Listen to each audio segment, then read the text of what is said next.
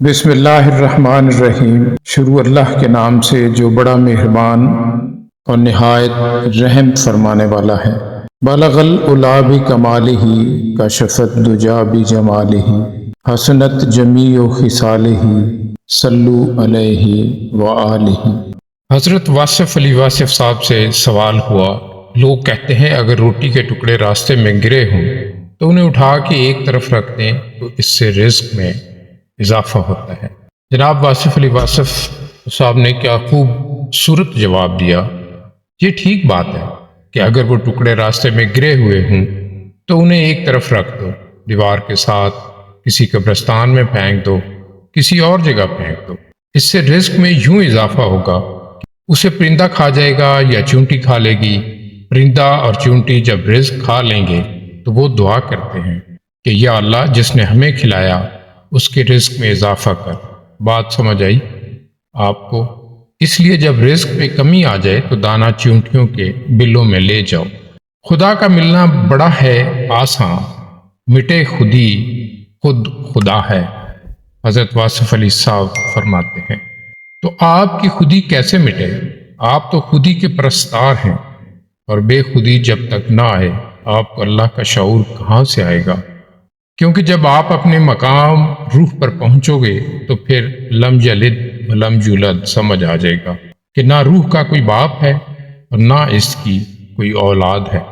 روح لا شریک ہے، تو پھر یہ مقام سمجھ آئے گا کہ اللہ کیسے ہے۔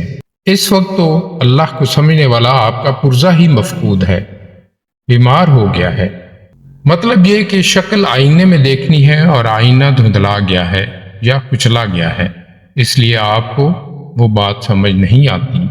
نا اہل استاد بچوں کو تھپڑ مارتا ہے، ایسے استاد کا خلاصہ دیکھو اور سارا اسٹڈی کرو تو ایک فکرے میں بات سمجھ آ جائے گی۔ جب کسی آدمی کا ذہن کام نہ کرے تو اس کے ہاتھ کام کرتے ہیں، جب ذہن فیل ہو جائے تو وہ کہتا ہے کہ ہاتھ سے کام لو، پھر وہ تھپڑ لگانا شروع کر دیتا ہے، کسی پر اختیار نہیں چلایا جا سکتا۔ اسی طرح نااہل حکومت پولیس اور آرمی کے ذریعے حکومت کرتی ہے، اہلیت والی حکومت محبت سے حکومت کرتی ہے اور لوگوں کے ساتھ کوآپریشن کر کے حکومت چلاتی ہے۔ غیر اللہ کون ہے؟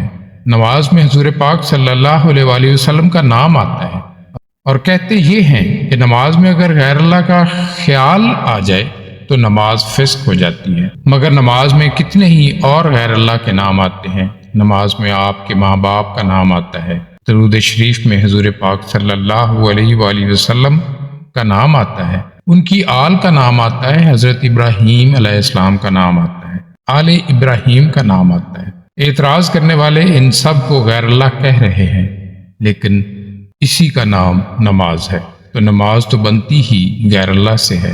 ان کو آپ غیر اللہ کہہ رہے ہیں، لیکن ہم تو کہتے ہیں کہ یہ عین اللہ ہے۔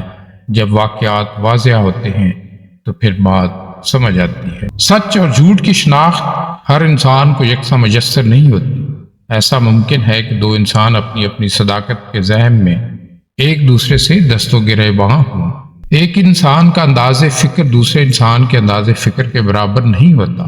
شعور اور ترجیحات کا فرق ایک ہی صداقت کے بیان میں فرق پیدا کر دیتا ہے۔ شبنم کے قطرے صبح کی مسکراہٹ بھی ہے اور رات کے آنسو بھی۔